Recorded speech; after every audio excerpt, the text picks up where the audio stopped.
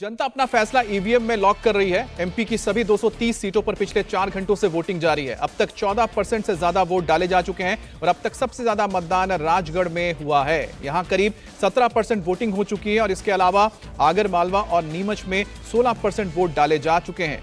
बालाघाट, शिवपुरी, खरगोन और देवास में भी 15% वोटिंग हुई है। मंदसौर, मुरैना, नर्मदापुरम, नरसिंहपुर, उमरिया में करीब 14% की वोटिंग हुई है। वहीं छिंदवाड़ा और देवास में 13% वोटिंग हो चुकी है।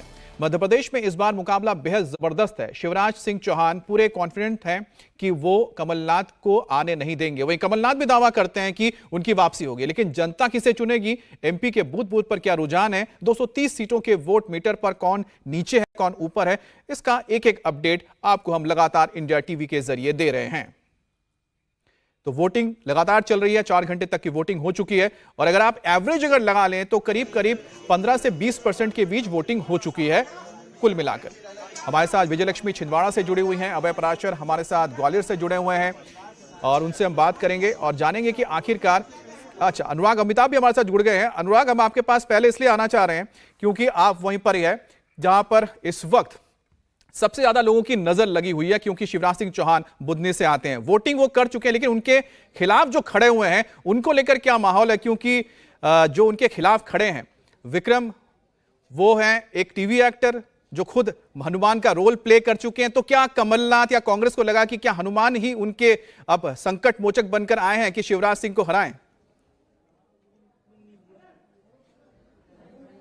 निश्चित तौर पर कर्नाटक में जिस तरीके से बजरंग दल के ऊपर से जो विवाद शुरू हुआ था, बजरंग बली तक पहुंचा था, उसके बाद कांग्रेस उत्साहित थी। कांग्रेस कार्यालय में कर्नाटक की जीत के बाद मध्य प्रदेश कांग्रेस कार्यालय में जय श्री राम के नारे के साथ बजरंग बली के भी नारे लगने लगे थे। ऐसे में सॉफ्ट हिंदुत्व से हार्ड हिंदुत्व का रास्ता बीजेपी के मुताबिक कांग्रेस ने कर्नाटक में मिली जीत के बाद मध्य प्रदेश में अपनाया। यही वजह थी कि तमाम प्रदेश कार्यालयों में जय श्री राम के नारों के साथ साथ प्रदेश में भगवद गीता की कथाएं होने लगी थी, शिव तांडव स्तोत्र का गायन होने लगा था और खुद मध्य प्रदेश के मुख्यमंत्री, जो मध्य प्रदेश के पूर्व मुख्यमंत्री कमलनाथ हैं, वो अपने गृह जिले में चाहे बाबा बागेश्वर हो या पंडित प्रदीप मिश्रा की कथा कराने लगे थे। तो ऐसे में हार्ड हिंदुत्व का जो चोला था, जो कहा जाता है कि बीजेपी की जो पिच थी उस पर कांग्रेस भी बैटिंग करने लगी थी। यही वजह है कि जब बात आई कि किस कद्दावर नेता को इस सबसे हाई प्रोफाइल सीट बुधनी के जैत में उतारा जाना है, शिवराज सिंह चौहान के खिलाफ जो 5 बार से अविजित विजेता बने हुए हैं, ये उनका 5 सांसद और 5 बार विधायक, यानी 11वां चुनाव है। ऐसे में भारी सोच विचार के बाद ये तय किया गया कि जो रामायण पार्ट 2 में जो सीरियल रहा है उसमें हनुमान का किरदार निभा चुके हैं विक्रम मस्ताल, उनको रोका जाए। युवा हैं, काफी प्रचार भी किया है, लेकिन जनता कहीं ना कहीं मानती है, जो यहां पर लोगों से बातचीत हुई, कि किसी भी नए को या ऐसा प्रत्याशी जो अभी आया है या फिल्मों में एक्टर है उसकी बजाय किस पर भरोसा किया जाए, ये बीजेपी के मुताबिक वो ज्यादा शिवराज सिंह चौहान पर भरोसा कर रही है। वहीं समाजवादी पार्टी एक कदम आगे निकली। पिछली बार पिछले लोकसभा के 2019 के इलेक्शंस में दिग्विजय सिंह देवेंद्र भी इस पे कुछ ऐड करना चाह रहे हैं, शायद आपसे कुछ बात भी करना चाह रहे हैं। मैं एक चीज समझना चाह रहा हूं आपसे, क्योंकि मुख्यमंत्री सहित कई नेताओं के साथ आपने ट्रैवल भी किया। एक चीज होती है कि नेता बयानों में कुछ कहते हैं तो बयान में तो दावे होते रहते हैं, लेकिन एक दूसरी चीज होती है कि जब आप उनसे ऑफ रिकॉर्ड बातचीत करें तो बोले कुछ भी, उनका कॉन्फिडेंस समझ में आता है कि बहुत लो है या ऊपर उठा हुआ है, क्योंकि नेताओं के पास फीडबैक सबसे ज्यादा एक्यूरेट होता है, भले वो बताए ना। आपको बीजेपी के नेताओं के साथ ट्रैवल करने में, मुख्यमंत्री सहित बाकी दूसरे नेताओं के साथ जो आपने लगातार बातचीत की, उसमें उनके कॉन्फिडेंस में 6 महीने पहले का जो कॉन्फिडेंस था और अभी चुनाव के समय का जो कॉन्फिडेंस रहा, क्या कोई फर्क नजर आया है? वहां पर ये दिखा है कि जो बात वो कह रहे हैं वो फील भी कर रहे हैं?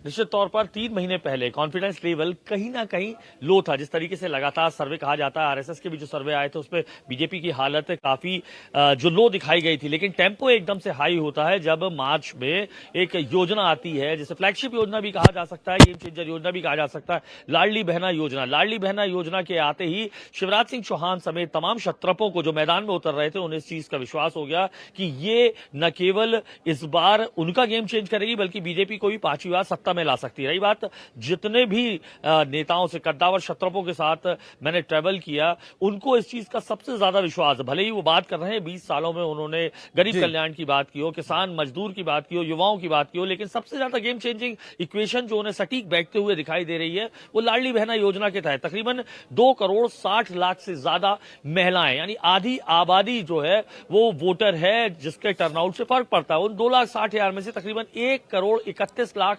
महिलाओं को शिवराज न केवल 1,250 रुपए हर महीने पहुंचा रहे हैं, बल्कि वादा भी कर चुके हैं कि सरकार अगर सत्ता में आती है तो ये राशि 3,000 रुपए तक हो जाएगी। इसके इतर अब वो बात भी कर रहे हैं, बीते कई दिनों से करने भी लगे थे कि अगला लक्ष्य लाडली बहनाओं को लखपति बनाना है, 1 लाख रुपए तक की कमाई हर साल हो। ऐसे में तो देवेंद्र, वैसे भी अभी भाई दूज का त्योहार गया है, तो अब देखना है कि जो बहनों का आशीर्वाद है वो किसके अब खाते में जाता है, क्योंकि खाता इसलिए है क्योंकि खाते में जो लाडली बहनाओं को मिल रहा है उसी के एवज में जो वोटिंग होगी उस पर भी नजर रखनी होगी कि आखिरकार ये बहनें किसको अपना वोट दे रही हैं, क्योंकि जिसको आशीर्वाद मिलेगा बहनों का वही यहां पर परचम लहराएगा।